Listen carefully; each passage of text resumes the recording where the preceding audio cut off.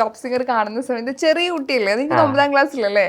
അന്നേരം ഞാൻ ടോപ്പ് സിംഗറിൽ കയറുന്ന ടൈമിൽ 7ാം ക്ലാസ്സിലാണ്. 7ാം ക്ലാസ്സിലാണ്, 2020 സ്റ്റാർട്ട് ചെയ്തത്. അത് കഴിയുന്ന ടൈമിൽ ഞാൻ 9ാം ക്ലാസ്. 9ാം ക്ലാസ്സിൽ. ഇപ്പൊ എത്രയില്ല? ഇപ്പൊ +1. വലിയ കുട്ടിയായി. അതിപ്പോ സംസാരിക്കുമ്പോ പോലും വലിയ കുട്ടി. അന്നും എനിക്ക് പറയുന്ന കൂട്ടത്തിലൊരു മെച്ചൂരിറ്റി ഉള്ള ഒരു കുട്ടിയായിരുന്നു അല്ലേ? എല്ലാരും പറയും നന്നായിട്ട് സംസാരിക്കണേ. ശരിയാ. ഞാൻ അങ്ങനെ അധികം സംസാരിക്കാന്ന് വെച്ചാൽ അധികം സംസാരിക്കില്ല, എന്നാലും അങ്ങനെ പറയുന്നത് നിങ്ങൾ ക്ലിയർ ആയിട്ട്. ഇപ്പൊ പ്രൈസ് കിട്ടിയത് 50 ലക്ഷമാണ്. അതിന്റെ ഒരു ഫ്ലാറ്റ് ആണ് കിട്ടിയത്. അതിലേക്ക് മാറിയോ എങ്ങനെയാ? അവിടെയാണ് ഇപ്പൊ താമസിക്കുന്നത്. ആലുവയാണ്. എങ്ങനെയുണ്ട് അവിടുത്തെ വിശേഷം? പറയൂ. അവിടുത്തെ അടിപൊളിയാണ്. അവിടുത്തെ വെച്ചാലും എന്താ പറയാ, അവിടുന്ന് പയ്യോളിന്ന് ഞാൻ 10th കഴിഞ്ഞിട്ട് ഇങ്ങോട്ടേക്ക് മാറാൻ വിചാരിച്ചു നിൽക്കായിരുന്നു. ഇപ്പൊ കുറച്ച് ടൈമായി അവിടേക്ക് മാറാൻ. ഇപ്പൊ അവിടെ തന്നെയാണുള്ളത്. അവിടെ കുറെ ഫ്രണ്ട്സ് ഒക്കെ ആയി. ഇപ്പൊ പുതിയ സ്കൂളിലേക്ക് മാറി. ഇപ്പം ഭയങ്കര അടിപൊളിയായിട്ട് തോന്നുന്നുണ്ട്. അതൊരു പ്രൗഡ് മൊമെന്റും കൂടെ അല്ലേ? നമ്മള് ഈ ചെറുപ്പത്തിൽ തന്നെ അച്ഛനും അമ്മക്കും ഒരു വലിയൊരു ഫ്ലാറ്റ് സമ്മാനമായിട്ട് കൊടുക്കാന്ന് പറയുന്നത്. അതിനകത്ത് താമസിക്കുമ്പോൾ കിട്ടുന്ന ഒരു ഫീല് വേറെയാണ്. പാരന്റ്സ് ഈ താമസം മാറിയ സമയത്ത് എപ്പോഴെങ്കിലും ഒന്ന് സംസാരിച്ചിട്ടുണ്ടോ ഇതിനെ കുറിച്ചൊക്കെ? അതെ, ഞങ്ങള് പയ്യോളിയിലായിരുന്ന ടൈമില് പറയായിരുന്നു, ഇപ്പൊ ഞങ്ങള് ഫ്ലാറ്റിലേക്ക് വരുമ്പം അടിപൊളിയായിരിക്കും, നമുക്ക് അവിടെ കുറെ ആൾക്കാരുണ്ടാവില്ല, എല്ലാവരുമായിട്ട് ഭയങ്കരമായിട്ട് മിങ്കിളാവും, എങ്ങനെയാണെന്ന് നമുക്കൊന്നും അറിയില്ല. ആദ്യമായിട്ടല്ലേ ഫ്ലാറ്റിലേക്ക് മാറുന്നത്. അപ്പൊ എങ്ങനെയാ, നമ്മള് ഭയങ്കര എക്സൈറ്റഡ് ആയിരുന്നു, ഞാനും അമ്മയും അനിയനും അച്ഛനും എല്ലാവരും കൂടി. ഈ പാട്ട് പാടുമ്പോഴേ ഇപ്പൊ നമ്മള് വീട്ടില് നമ്മൾ ആദ്യം അച്ഛനും അമ്മയാണല്ലോ നമ്മൾ പാട്ട് പാടി കേൾപ്പിക്കുക, അവരാണല്ലോ ഇങ്ങനെ ഒരു കഴിവുണ്ടെന്ന് മനസ്സിലാക്കുക.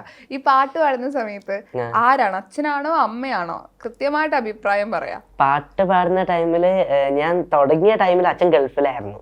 ഞാൻ ടോപ്പ് സിംഗർ ഒക്കെ കഴിഞ്ഞ ആ ടൈമിലായിരുന്നു അച്ഛൻ പെട്ടെന്ന് വന്നത്. തുടങ്ങിയ ടൈമിൽ അച്ഛൻ ഗൾഫിലായിരുന്നു. അപ്പോ അമ്മ അല്ലേ എപ്പോഴും എന്റെ കൂടെ ഉണ്ടാവും. അപ്പൊ അമ്മ ചില സമയത്ത് ഞാൻ രാത്രി ഞങ്ങൾ ഉറങ്ങാൻ കിടക്കുമ്പം അമ്മ എപ്പോഴും ഒരു പാട്ട് പാടിത്തരും. അപ്പൊ ഒരു ദിവസം കിടക്കാൻ പോകുമ്പം അമ്മ എന്നോട് പറഞ്ഞ് ഞാൻ എപ്പോഴും പാടിത്തരുന്നല്ലേ, അപ്പൊ ഒരു ദിവസം എന്നോട് ഇങ്ങോട്ട് പാടിത്തരാൻ പറഞ്ഞു. അപ്പൊ ഞാന് അന്നേരം പാടി കൊടുത്തപ്പോഴാണ് നമുക്ക് മനസ്സിലായി ഇവനിങ്ങനെ കുറച്ച് ശ്രുതിയൊക്കെ കറക്റ്റ് ആവുമായിരുന്നു. അപ്പൊ അമ്മമ്മയും കേട്ടിട്ട് അമ്മമ്മ ഉണ്ടായിരുന്നു. അപ്പൊ കേട്ട് ഇവൻ നന്നായിട്ട് പാടുന്നുണ്ടല്ലോ. അപ്പൊ ഇങ്ങനെ കുറച്ച് ചെറിയ പാട്ടുകളൊക്കെ പഠിപ്പിച്ച് ചെറിയ സ്റ്റേജിലൊക്കെ കയറ്റി അങ്ങനെ വന്നതാണ്. അങ്ങനെയാണ്, അമ്മയാണ് ആദ്യം മനസ്സിലാക്കി. ടോപ്പ് സിംഗറിൽ കൊണ്ടുവന്നതും അമ്മയാണോ? ആരായിരുന്നു കൂടെ ഉണ്ടായിരുന്നത്? ടോപ്പ് സിംഗർ തുടങ്ങാനാകുമ്പോഴേക്കും അച്ഛൻ വന്നു. അപ്പൊ ഞങ്ങള് ടിവിയിൽ കണ്ടപ്പോഴേക്കും ടോപ്പ് സിംഗർ എന്ന് വിചാരിക്കപ്പം എന്താ പറയാ ഓഡീഷൻ ഉണ്ട്. അപ്പം കോഴിക്കോട്ട് ഓഡീഷന് പോയി. അങ്ങനെ ഒരു ഓഡീഷന് അമ്മയും അച്ഛനും കൂടിയിട്ടാണ് പോയതല്ലേ.